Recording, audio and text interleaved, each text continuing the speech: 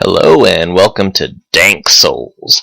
I am going to be walking you through one of the ways that I play through this game, Dark Souls. So another one of my favorite games, I think the best in the Souls series by my personal opinion. And my focus here, my goal, is to basically play towards making it an easy start in the game. I'm going to try and go through a couple of early game tricks that you can take to really boost yourself up, and just some of the tricks and tips that I use to make fighting a lot of the challenging enemies and going over a lot of the more challenging traps a little bit more manageable. So we're going to go ahead and start off, create a new character, and I like to go with one of two classes. I'm talking in spore talk here. But I like to go with one of two classes, either the Thief or the Knight for my own starting. And my goal is to get my Faith to 14 and my Strength and Dexterity to 10 on my character before I get too far in. Now Dexterity is going to be my main thing, and the Thief actually has pretty good Faith, and I only need one more Strength because that's going to go towards one of the weapons that I want to get right off the bat. So I'm going to start off by making one of my own original creation characters. I call her Sabrina, and she's going to be a thief. She's already got the Master Key as a result of being a thief, and that's a really huge benefit there. The Master Key is like the best of the starting gifts as far as giving you an advantage. It just lets you into some cool stuff right off early in the game. And so as my optional gift, I'm going to take the Old Witch's Ring, so I can talk to the fair lady. My physique is going to be very slim, my face is a store of royalty, hair is going to be pigtails, and its color is going to be gold. And that's my my starting thief right there. So we're going to begin.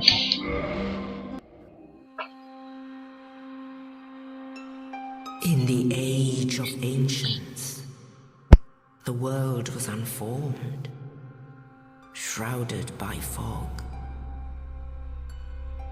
A land of grey crags, arch trees, and everlasting dragons.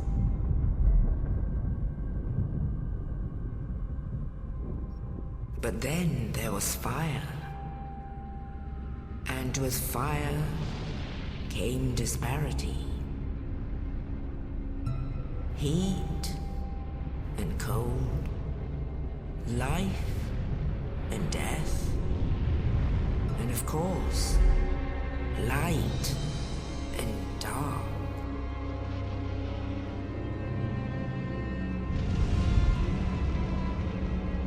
Then from the dark they came and found the souls of lords within the flame.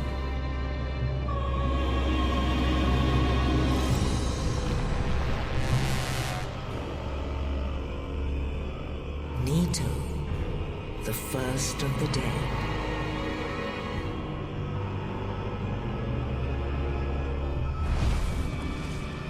The Witch of Izalith and her daughters of Chaos.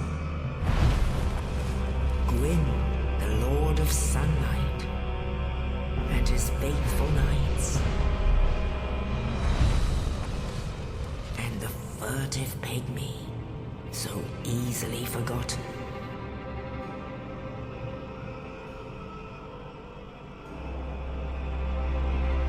With the strength of lords, they challenged the dragons. Gwyn's mighty bolts glued hard their stone skills. The witches weaved great firestorms. Nito unleashed a miasma of death and disease. And Seath the Scaleless betrayed his end, and the dragons were no more.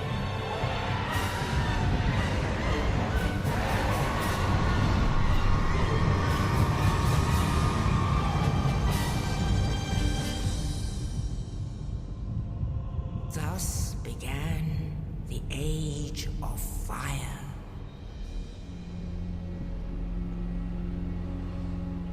But soon the flames will fade, and only dark will remain.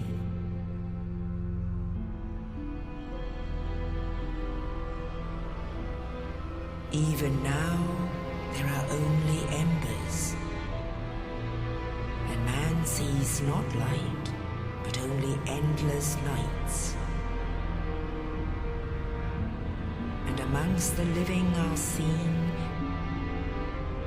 carriers of the accursed dark sign.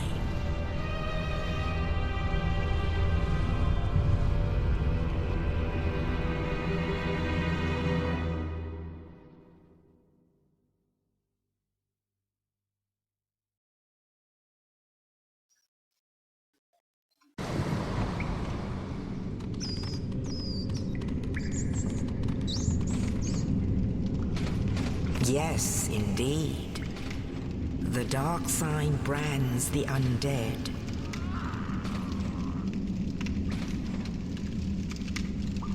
And in this land, the undead are corralled and led to the north.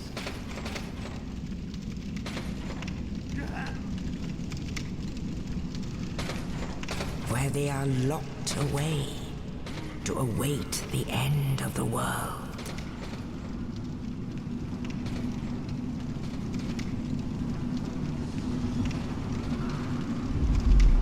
This is your fate.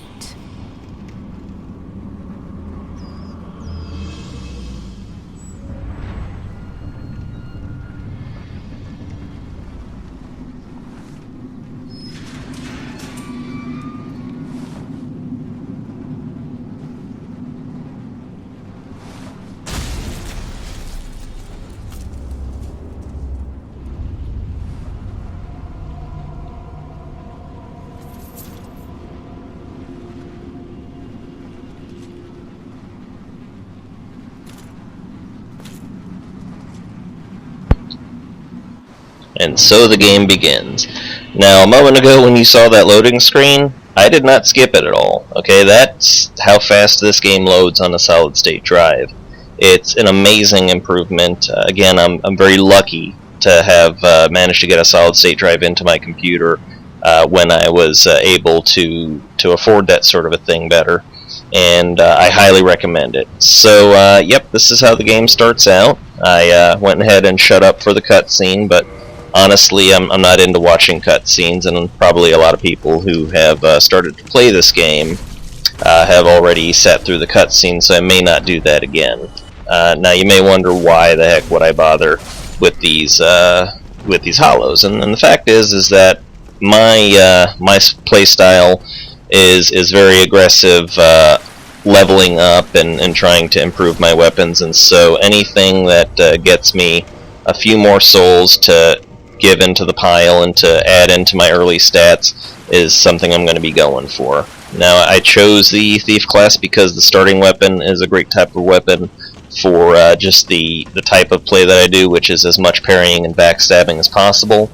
And it's just one of those things that for my play style it works out quite a bit. I'm not going to be spending any time any more than is necessary on the lore. That's not what this type of walkthrough is about. A lot of people who are better at this game than I and do it better justice cover those kind of subjects. ENB and AGS, you know, these guys are the true Dark Souls lovers and the true Souls lovers, and even VatiVidya, who makes an amazing series on the lore of these games, can cover that in way better topic than I. My love in these games, and as has always been the case for me in any game that I've played, is that I like to do all the work early and have smooth sailing through the rest of the game. So every little play style choice that I make is designed with my own benefit in mind, with making this game easier for me to play. And I was going for the backstab, that didn't work out.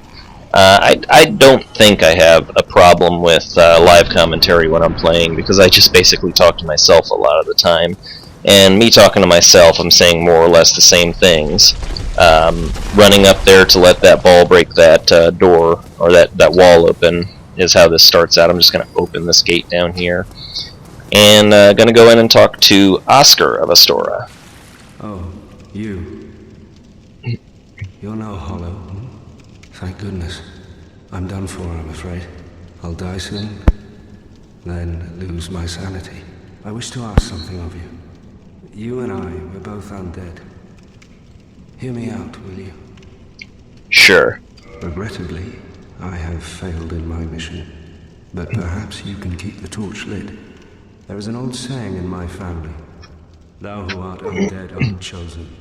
And thine exodus from the undead asylum maketh pilgrimage to the land of ancient lords. When thou ringeth the bell of awakening, the fate of the undead thou shalt know. Well, now you know. And I can die with hope in my heart. Oh, one more thing. Here, take this. An Estus flask. An undead favorite. Thanks, bro. Oh, and this. Oh, gee, wow, man. Now I must bid farewell. I would hate to harm you after death. So go now, and thank you. Rest in peace, Oscar. Poor guy. His last act was to free us. And now he dies. So, yeah. I've made a couple changes with my Open Broadcaster software that I'm going to be hopefully gaining benefit from with the last couple videos of my Spore playthrough. That actually turned out really well. I was super happy to see that I finally am managing to record in good, clean, crisp 720p. And I've made an adjustment to my microphone. Hopefully my voice is going to come in better. And my style of play, as I've developed, and hopefully if you're doing it right, your style of play will develop that way too, is that parry and backstab as much as you can. And truth be told, yeah, the shields like the buckler here, the target shield, they do have a longer window of parry frames. But me, I'm so used to the instant parry that these just kind of throw my targeting off, so to speak. So it's really, for me, I'm not all that interested in these shields. I'd rather have the 100 physical resistance shields. And yeah, that's, people be like, oh, you noob. Well, yeah, this is a twink run through. I do it for the easy way. Now these guys here, the guys that carry the straight swords, I'm going to kind of share a tip for easy parrying with them, is that generally 9 out of 10 times they're going to run at you and try to make a forward stab, and the way that you counter that is as soon as they start to make their forward lunge, you can see that, you can real easily parry them during that. I mean, it's hard to miss the parrying on anybody that's just going to lunge at you with a sword in that fashion and point it straight at you. It's like an easy giveaway there. Black Knights, Dark Stalkers and all that, it's going to be just that easy. So I'm going to go ahead and take on the Asylum Demon. And it's a good idea to just try to do a dive because you'll get that extra bonus.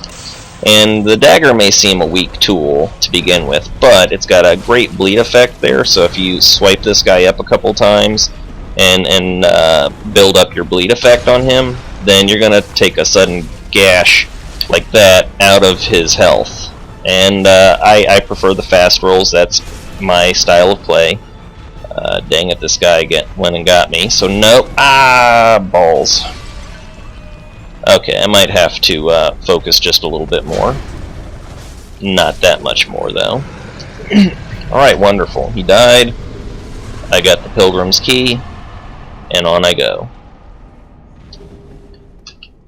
Now, another thing that I'm just going to let you know that my path basically is about getting the Astora Straight Sword, and also it's about getting as many of the experience or soul boost items that I can get, like the Silver Serpent Covetous Ring and also the Symbol of Avarice. And to that end, I'm going to be avoiding as many bosses as possible. I'm not even going to do this Raven cutscene.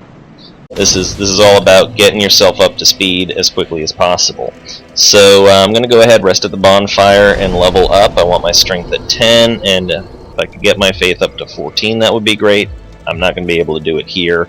but I'd like to get my faith up to 14 ASAFP, so I'm just going to real quick grab 1 or 2 items here, 1 or 2 soul items that'll give me another 800 souls, hopefully, and with that I'll be able to get myself comfortably into that 14 faith that I want so badly in order to get the use of that sword as soon as possible. So pop 1, pop 2. That is not going to get me to the required amount, so have no fear. There are more souls up here. I want to be able to use that straight sword right off the bat. And, well, one of the things that I also do, one of my play styles, is that I do enjoy grabbing some of the easy pick-me-ups, and you don't want to be shy of suicide runs in this game. If you want to go grab an item, grab that item. You know, just grab it and try to spend your souls first, but grab it, and if you're going to die anyways, just die your way. There's a nice couple little tools there. I'm gonna confess I am absolutely not at all into the PvP aspect of this game. Anybody who's looking for a little bit of PvP magic, I'm sorry, I'm just not going to be able to deliver. It is not my cup of tea. I do not enjoy PvP, so I'll probably be spending more time than a lot of people are comfortable with watching as a hollow. No good. Sometimes I'll try to stick around and fight these guys, other times I will just shag ass. Goodbye, I do not want to deal with this. And this is part of my startup run, is, you know, grab all the soul items.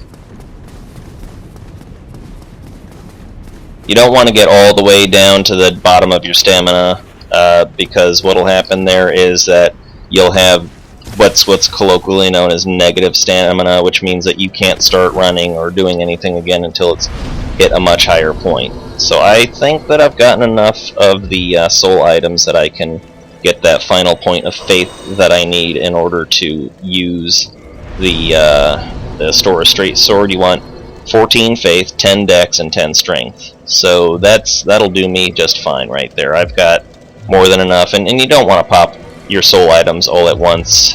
You want to kind of hold on to them if you're going to be doing a few suicide kind of things like I am. I'm ignoring the Firekeeper for right now, and I'm going to head down into New Londo. That's my #1 thing, is go grab that Firekeeper soul so I can up my Estus Flask early. And once I've gotten that, and I've gotten all the items that I want to down here, then I'm going to be heading into the Valley of Drakes to grab the Astora Straight Sword. About those elevators, a lot of people will sometimes have trouble with orienting themselves which way is the exit. And honestly, guys, it's not that hard. When you come in, there's 3 chains, and you know the 3 chains are arranged not in a perfect triangle, so just go to the side that doesn't have a chain. Almost always, the way that you came in is going to be the way that you exit. That's just the way that it's set up. Now, I got some of these transient curses, which are very useful for when you want to actually fight these ghosts. I'm not going to be doing a lot of fighting of these ghosts right now. I'm going to just be skipping through. I think my frame rate's suffering just a little bit from the recording.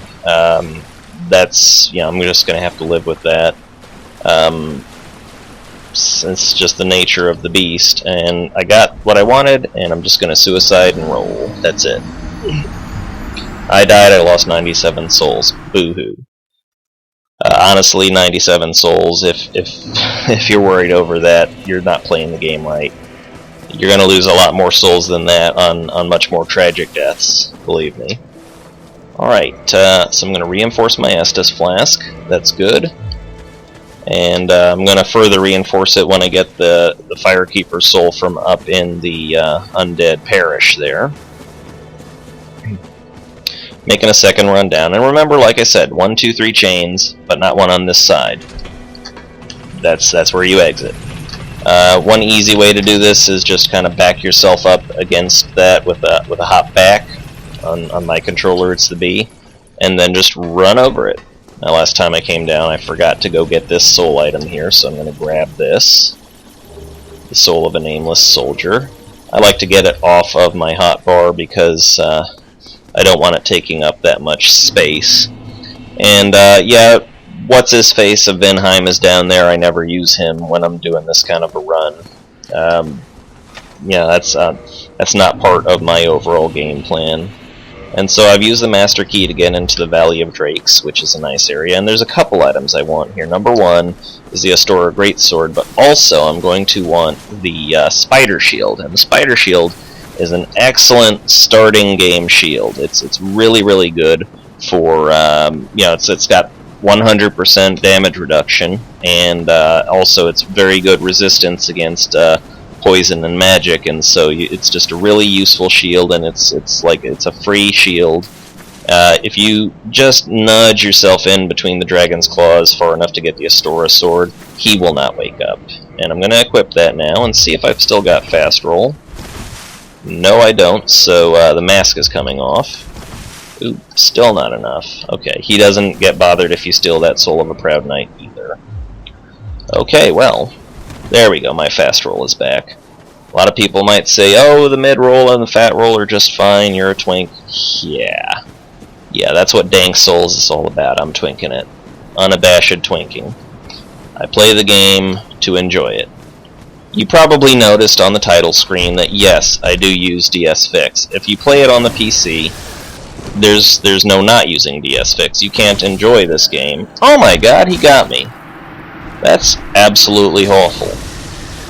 I am embarrassed about that. Normally I can run past that guy a lot quicker. Oh well.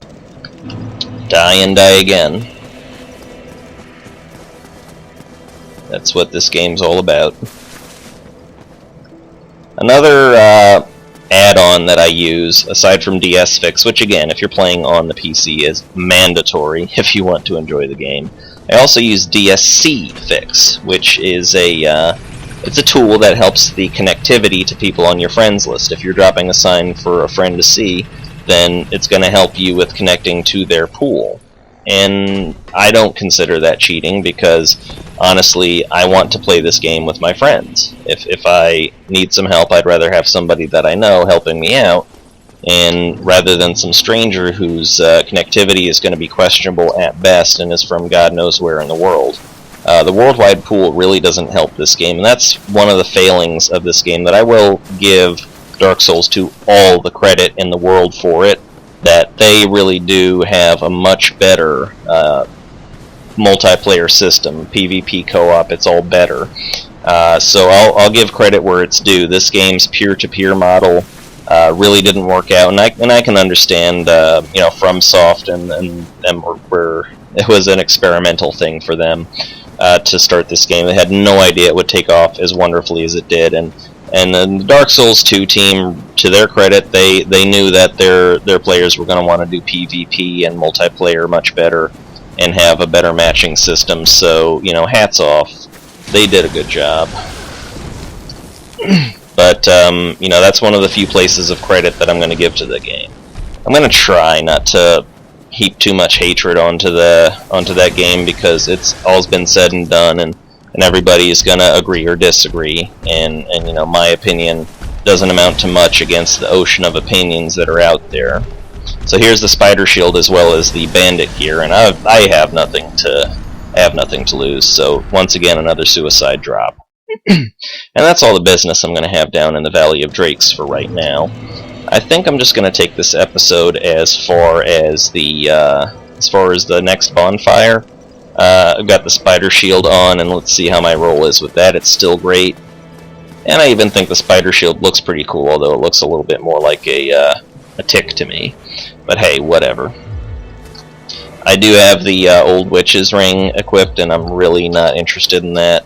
Now, I consider myself good enough at this game that I don't have to worry about getting much better armor, but again, this is the way that I play, and I may just go ahead and go for the Elite Knight set. Okay, what happened to my bro that drops? Oh, wow, did you sneak up? I didn't see him. I did not see him coming. My frame rate must really be suffering from this recording. Oh well. Whoa. Easy now, buddy. Kersplat. And you. Come here. Great. Now I'm just going to go ahead and get the jump on this guy from above. Oh wow, that didn't work out as well as I thought. Still, it worked out just fine. Nothing dropped from him. Nothing cluttering up my inventory. Alright, moving right along.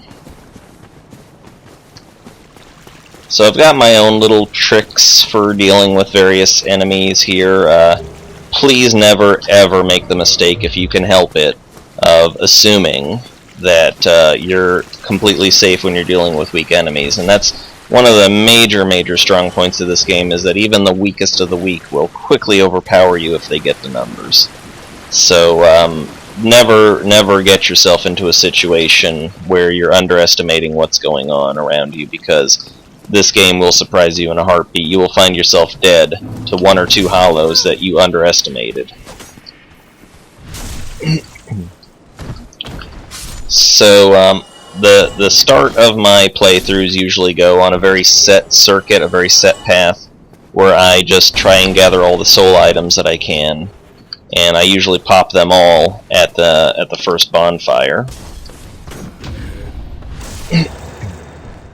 just to get a bit of a boost. Now, my priority stats early in the game are definitely endurance, because I like having a lot more stamina, I like having a lot more equipment burden, I like to be able to wear the heavier armors and still fast roll, and I like to be able to run for longer extended periods of time. So I'm definitely going to be upping my endurance way past what most people would think is strictly necessary, and that's just the way I play.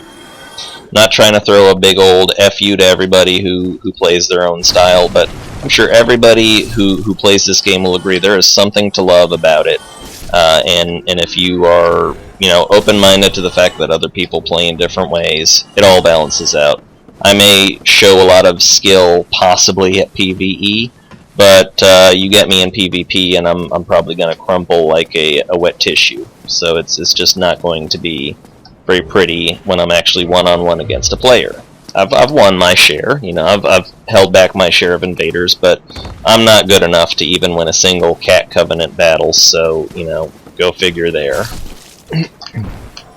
Hi.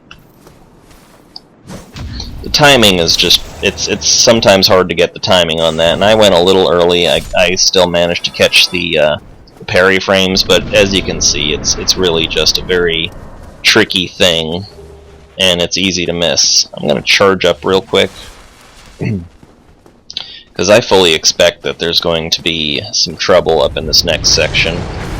Hello, Hellkite Drake. Nice cameo. I like how he swung at nothing. And yeah, I'm basically swinging at nothing here. Stab in the back. Yes, I didn't even intend to do that, but it got done. And you die with 2 swipes. Another one of my early goals is going to be to get the Astora Straight Sword up to +5, and that means that I'm going to be running through the catacombs and taking out Pinwheel, en route to getting the covetous Silver Serpent Ring as well. Now you saw how I just dealt with these 2 spear hollows. They love to keep their shields up. Well, if you two-hand it with a good sword and just do a good overhand L1 swipe, then you break their guard. Well now, you seem to have your wits about you. Yeah, sure, go ahead. I do not bother with a lot of the stuff here, honestly. I don't care to let out what's his other face of Vinheim. These 2 mages, I can't be bothered to remember their name. He doesn't really have anything I want right now. Some arrows would be good, but I'll save that for later, and none of his armor is good, but I'm just saying hi. What a waste of time, yeah, whatever. And honestly, this portion right here I'm just doing for a few extra souls from my kills there. This is how I start my game off.